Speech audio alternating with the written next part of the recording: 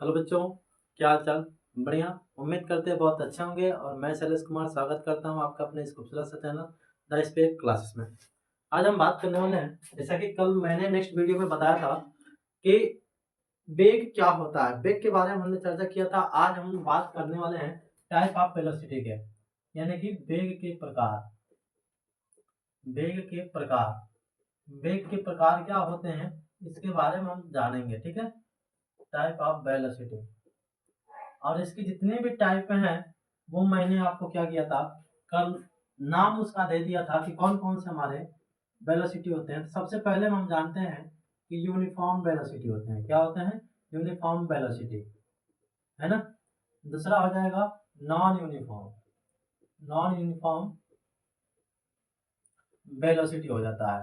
और तीसरा हो जाएगा एवरेज, एवरेज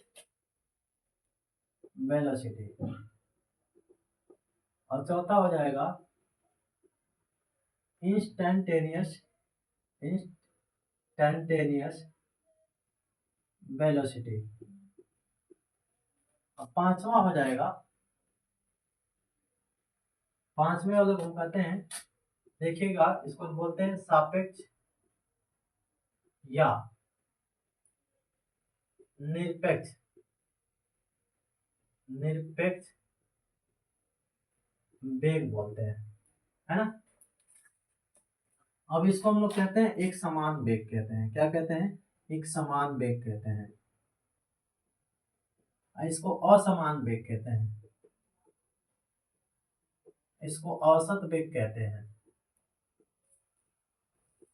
और इसको हम लोग तात्क्षणिक वेग कहते हैं, तात्क्षणिक वेग कहते हैं। इसका इंग्लिश देख लीजिएगा क्या होगा क्या नहीं होगा। लेकिन हमारे अनुसार यहाँ पे वेग कितने तरह के हो रहे हैं बाबू? 1 2 3 4 5 तरह के हो रहे हैं। कितने तरह के हो रहे हैं? 5 तरह के हो रहे हैं, है ना।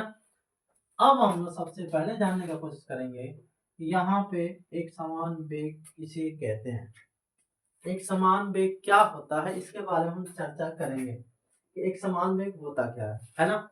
हालांकि आप चाल के बारे में जान गए हो, चाल के बारे में आप जानते हो कि जो हमारा एक समान चाल हुआ करता था, सेम वैसे इसकी भी परिभाषा है ना। सेम वैसे ही परिभाषा, जैसे चाल में एक समान वेग कहते थे कि जब कोई वस्तु समान समय में समान दूरी तय करती है तो उसकी वो चाल एक समान कहलाती थी। लेकिन इसमें भी वही कंडीशन है, जब कोई वस्तु एक निश्चित समय में, ठीक ना, एक निश्चित समय में एक निश्चित दिशा के साथ क्या करती है? गति करती है ना। और निश्चित दिशा के साथ साथ निश्चित विस्थापन भी तय करती है। क्या करती है? एक विस्थापन लेती है, दूरी नहीं तय करेगी, इसमें विस्थापन होगा, है ना। तो आइए लिखते हैं इसको, हम लोग इसको परिभाषित करते हैं कि जब कोई वस्तु, जब कोई वस्तु एक समान, एक समान समय में, एक समान समय में निश्चित निश्चित दिशा के साथ, निश्चित दिशा के साथ चाहे दिशा में समान विस्थापन,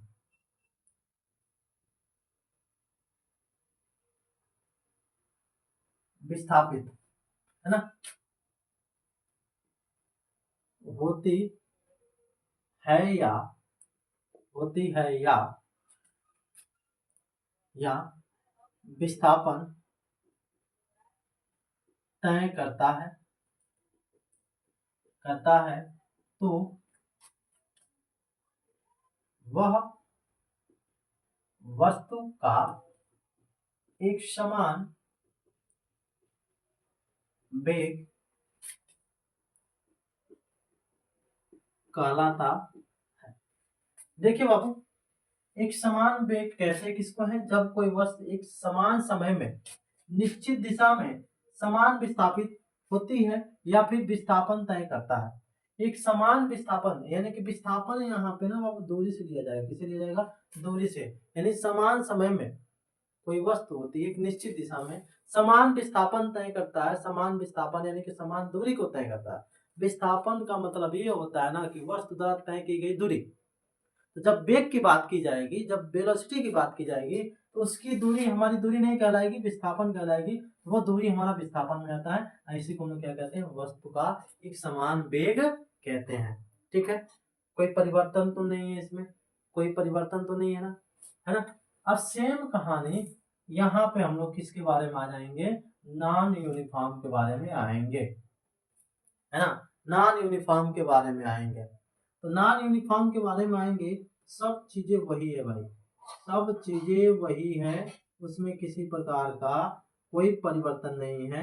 जैसा कि हम लोग असमान चाल के बारे में पढ़े हैं, है ना, जो हम लोग असमान चाल के बारे में पढ़े हैं, वही हम लोग किसके बारे में पढ़ेंगे, असमान वेग के बारे में पढ़ेंगे। किसके बारे में पढ़ेंगे, असमान वेग के बारे में। तो इसमें भी समय समान ही रहेगा, लेकिन दिशा भी निश्चित होगी, दिशा भी निश्चित होगा। बात यह है कि दिशा निश्चित होने के साथ साथ उसके विस्थापन क्या होंगे, अलग अलग होंगे। क्या होंगे, विस्थापन अलग अलग होता है। तो उसको हम लोग क्या कहते हैं, असमान वेग कहते हैं। आइए हम लिखते हैं कि जब कोई वस्तु, लिखेंगे बाबू यहाँ पे, है ना, कि जब कोई वस्तु समान समय में, समान समय में निश्चित दिशा के साथ, निश्चित दिशा के साथ, है ना, असमान असमान विस्थापन तय करता है,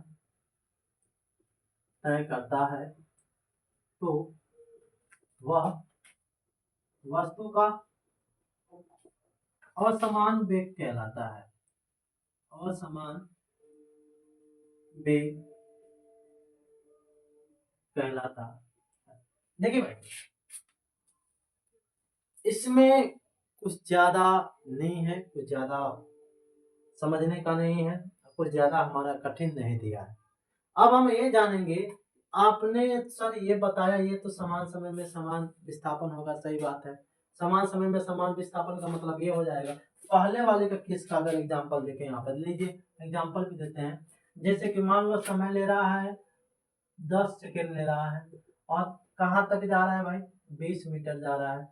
फिर अगले 10 सेकेंड में कितना जा रहा है, 20 मीटर जा रहा है। फिर अगले 10 सेकेंड में कितना जा रहा है, 20 मीटर जा रहा है। यानी कि समान, हर एक में समय तो समान लग रहा है, लेकिन विस्थापन भी क्या हो रहा है, 20 मीटर हो रहा है। क्या हो रहा है, 20 मीटर हो रहा है। तो बताइए इस प्रकार का वेलोसिटी हमारे क्या कहलाएगी, एक समान कहलाएगी कि नहीं कहलाएगी, एक समान कहलाएगी कि नहीं कहलाएगा, कहलाएगा ना। लेकिन इनके बारे में हम जान सकते हैं भाई, इनके बारे में क्या जानेंगे कि मान लीजिए पहले बार में 10 सेकेंड चले, तो उनके द्वारा 20 मीटर की दूरी तय की गई। ठीक है भाई, फिर आगे चल के 10 सेकेंड चले, है ना, लेकिन अब 20 मीटर नहीं जा रहे हैं, बेचारे 15 मीटर में रह जा रहे हैं। कहाँ चले जा रहे हैं, 15 मीटर में। फिर आगे चल के फिर 10 सेकेंड लिए टाइम, तो यहाँ पे चलेगा 30 मीटर चलेगा। इसका मतलब ये है ना, इसका मतलब ये है कि समय तो समान है, लेकिन दूरियां क्या है, यहाँ पे अलग अलग है, वो अलग अलग विस्थापन तय कर रहा है। तो इस प्रकार का वेलोसिटी को क्या कहेंगे, नॉन यूनिफॉर्म वेलोसिटी कहेंगे। अब एकदम सुंदर सा एग्जांपल मैं आपको दे दूं, आपको बहुत शानदार सा एग्जांपल दे दूं कि जैसे कि हम मार्केट में जाते हैं, है ना, तो जब मार्केट में बाजार करने जाते हैं, तो हम अपने गाड़ी का स्पीड कभी बढ़ा लेते हैं, कभी ब्रेक लगाते हैं, कभी तेज चलते हैं, कभी कम कर लेते हैं। करते हैं कि नहीं करते हैं, करते हैं ना भाई। कभी स्पीड तेज हो जाती है, तो कभी हम लोग 5 सेकंड में 10 मीटर चले जाते हैं, कभी कभी 5 सेकंड में हम तो ये 4 मीटर नहीं घसका पाते हैं, जाम लग जाता है, ब्रेक लगा लेते हैं। उस प्रकार का जो वेलोसिटी में होता है ना भाई, वो हमारा किस में आ जाएगा, बताइएगा किस में आ जाएगा, नॉन यूनिफॉर्म में आएगा कि नहीं आएगा, आएगा ना, आएगा कि नहीं आएगा जी, आ जाएगा कि नहीं आ जाएगा, आ जाएगा ना। ठीक है, तो ये रहा यूनिफॉर्म होने वाला रहा नॉन यूनिफॉर्म, इसको आप अच्छे से यहाँ पे नोट कर लीजिए। अभी हम नेक्स्ट मिलेंगे एवरेज वेलोसिटी क्या होता है। चलिए देखिए यहाँ पे, अब इसके बाद हम क्या पढ़ेंगे, एवरेज के बारे में पढ़ेंगे। किसके बारे में पढ़ेंगे, एवरेज के बारे में पढ़ेंगे, है ना। एवरेज वेलोसिटी क्या होता है, फिर उसके बाद से तात्क्षणिक के बारे में पढ़ेंगे, और फिर उसके बाद से किसके बारे में पढ़ेंगे हम लोग, निरपेक्ष या सापेक्ष के बारे में पढ़ेंगे, है ना। चलिए देखिए यहाँ पे हम लोग यहाँ पे क्या पढ़ने वाले हैं, देखिए यहाँ पे यानी कि औसत वेग, क्या अपना औसत वेग, औसत वेग को एवरेज वेलोसिटी कहते हैं, है ना। ये क्या होता है देखिएगा, किसी वस्तु द्वारा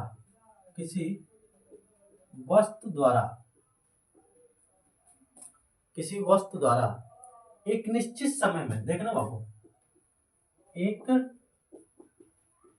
निश्चित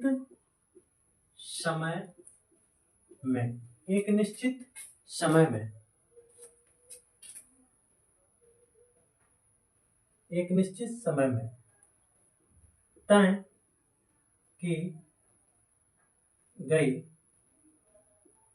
कुल विस्थापन तथा विस्थापन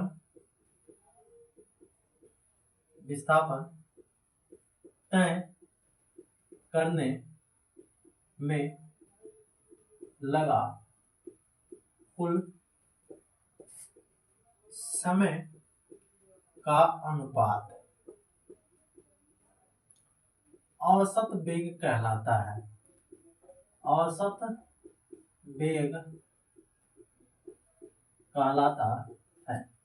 देखिएगा, औसत वेग किसे कहते हैं कि यदि कोई वस्तु है और उसके द्वारा एक निश्चित समय में तय की गई कुल विस्थापन, एक निश्चित समय में वो क्या कर रहा है, कुल विस्थापन को तय कर रहा है, और उस विस्थापन को तय करने में जो समय लगता है उन दोनों के अनुपात को ही हम लोग क्या कहते हैं, औसत वेग कहते हैं। क्या कहते हैं, औसत वेग कहते हैं। औसत वेग का मतलब ये होता है कोई ऑब्जेक्ट है एक समय में वो क्या कर रहा है कि अलग अलग विस्थापन को तय कर रहा है। क्या कर रहा है, अलग अलग विस्थापन को तय कर रहे हैं, यानी कि अलग अलग समय में वो अलग अलग विस्थापन को तय कर रहा है। तो समय और विस्थापन के अनुपात को ही, यानी टोटल विस्थापन, टोटल डिस्प्लेसमेंट और टोटल टाइम टेकन, यानी कि जो विस्थापन तय करने में जो कुल समय लगा है, उन दोनों के अनुपात को हम लोग क्या कहते हैं, औसत वेग कहते हैं। जैसे हम यहाँ पे लिख सकते हैं कि एवरेज वेलोसिटी, औसत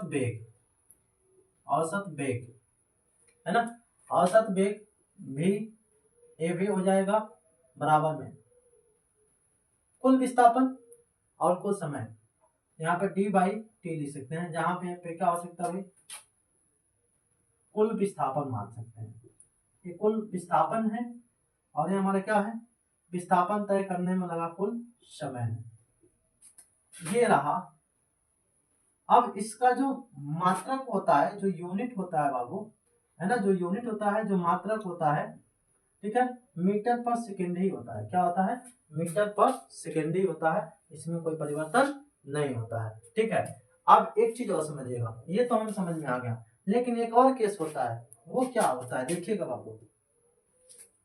यदि वस्तु, देखिए एक तो ये फार्मूला हो गया, यानी कुल विस्थापन बट्टे कुल समय डी बाई टी हो गया कि नहीं हो गया। थोड़ा इसको अच्छे से लिख देता हूँ, इसको थोड़ा सा अच्छे से लिख देता हूँ, है ना। चलिए देखिए, अब यहाँ पे देखिएगा एक केस और आता है ना, हम लोग कहते हैं क्या सर, अगर किसी वस्तु का वेग समय के साथ क्या हो रहा है, बदल रहा है, समय के साथ अगर एक निश्चित दिशा में उसका वेग बदलेगा तब औसत वेग क्या होगा, तो उसका भी अलग फंडामेंटल होता है। देखिएगा, यदि किसी वस्तु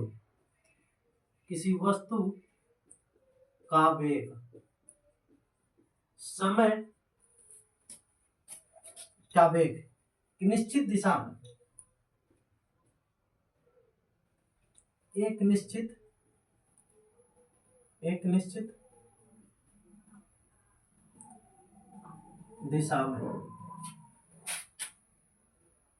एक निश्चित दिशा में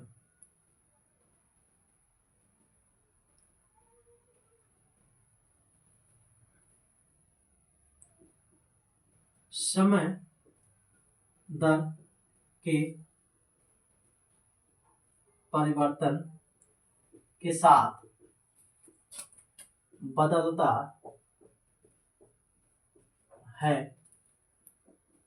तब औसत वेग क्या होगा भाई, तब औसत वेग क्या होगा।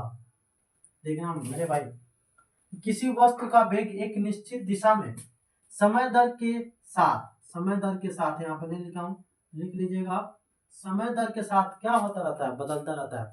यानी कि सर ये हमारा गाड़ी है, चल रहा है, एक दिशा में मूव कर रहा है ना, एक दिशा में मूव कर रहा है ना, तो समय के साथ साथ इसके वेग में भी क्या हो रहा है, परिवर्तन हो रहा है। यानी कि इनके समान समय में, समान समय दर के साथ, यहाँ पे जो समय है ना, तो यहाँ पे लिख सकते हैं समान समय दर के साथ, यानी कि इसमें जो समय होगा समान होगा, क्या होगा, समान समय दर के साथ उसके वेग में जब परिवर्तन आता है ना, तब उसके लिए फार्मूला होता है u plus v by to.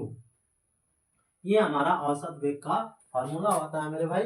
यानी कि जब कोई वस्तु एक निश्चित दिशा में समान समय दर के साथ, किसके साथ, समय क्या होना चाहिए, समान होना चाहिए, असमान समय में उसके क्या हो रहा है, वेग में परिवर्तन आ रहा है। इट मीन्स कह सकते हैं, अगर यहाँ पे हम आपको एग्जांपल दें, अगर एग्जांपल दें तो ये कोई पानी है ना, है ना, ये पानी है सर, और इसमें क्या है कि एक नाव यहाँ पे तैर रही है, एक नाव यहाँ पे तैर रही है ना,